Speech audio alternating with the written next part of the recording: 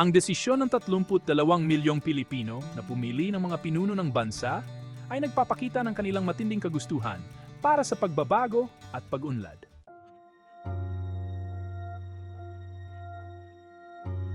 Sila ay umasa sa pangakong iwawasto ang mga maling salaysay sa kasaysayan, bibigyan ng pansin ang kawalan ng hustisya, at tutugunan ang hindi pantay-pantay na pamumuhay na matagal nang nararanasan ng maraming Pilipino. Higit sa lahat, naniniwala silang ang mga bagong halal ay magiging mas mapagmalasakit at magpapatupad ng mas maayos na mga patakaran kumpara sa nakaraang administrasyon.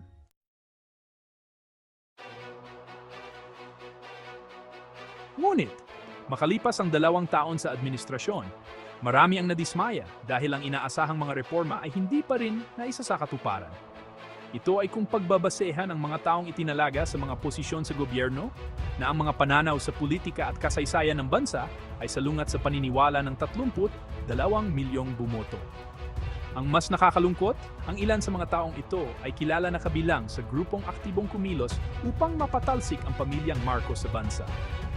Kaya ang dating mainit na pagsuporta ay unti-unting nanlalamig at napapalitan ng pagkadismaya. Malakas ang pangambang tila nalinlang na naman ang bayan. Ang oportunismo at paghahangad ng posisyon ay hindi pa rin nawawala tanda ng mga tradisyonal na politiko. May mga alegasyon pang tila ang gobyerno ay kontrolado ng isang grupo na ginagamit ang kahinaan ng pamunuan para sa kanilang sariling interes at kapakinabangan. Ito ay salungat sa ipinangakong reforma at pagbabago.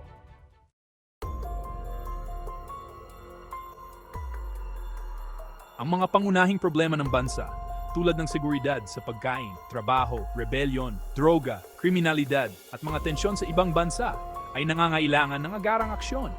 Ngunit ang mga ginagawa ng kasalukuyang gobyerno, tulad ng pagpapalit ng konstitusyon, pagpigil sa mga kritiko, at pagkontrol sa media, ay nagpapakita ng pagpapalakas ng kapangyarihan sa halip na pagsasaayos at reforma.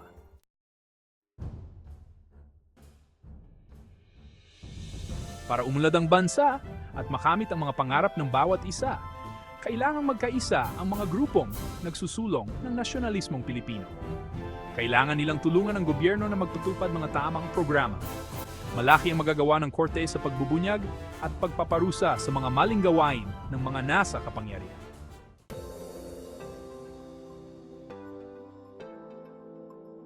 Kailangan ang mas malawak na kooperasyon sa pagitan ng mga grupo sa Hilagang Luzon at Katimugang Mindanao na siyang nagbigay ng lakas para manalo si BBM at Sara.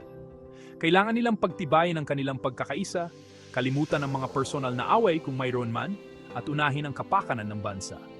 Dapat nilang pag-usapan ang mga solusyon sa mga problema at huwag hayaang magkaroon ng hindi pagkakaunawaan at pagkakawatak-watak.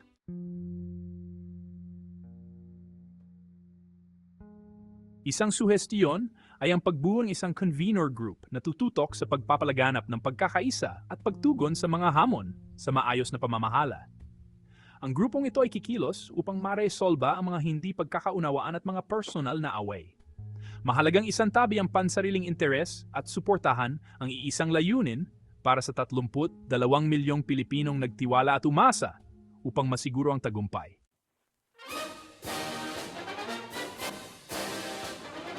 Ang pamuno o suporta ni Senadora Imee Marcos at ng iba pang maimpluwensyang individual sa grupong ito ay malaking tulong upang maibalik ang kooperasyon at pagtutulungan ni na PBBM at VP Duterte. Ang layunin ay ang mapaunlad ang Pilipinas. Mayahon ito sa kahirapan at matigil na ang karahasan dulot ng matagal na rebelyon at kriminalidad.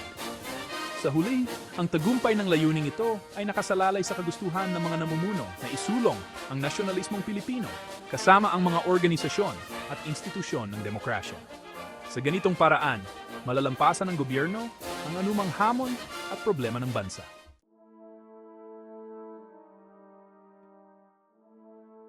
Huwag nating kalimutan na ang mandatong ibinigay ng 32 milyong Pilipino ay hindi isang aksidente o biro ng tadhana.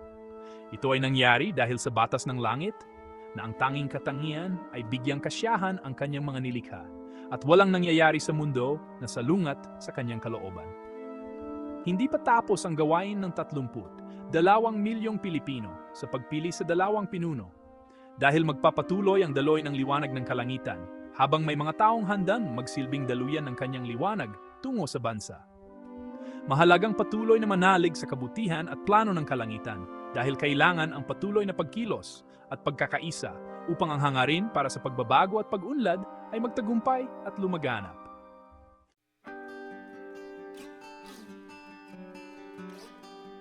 Kay PBBM at VP Duterte, ito ay isang panawag na magkaisa at tuparin ang tungkulin ayon mandatong sa iginawad ng langit sa sambayanang Pilipino, na patuloy na naniniwala at umaasa pa rin sa magandang hangarin ninyo para sa bansa.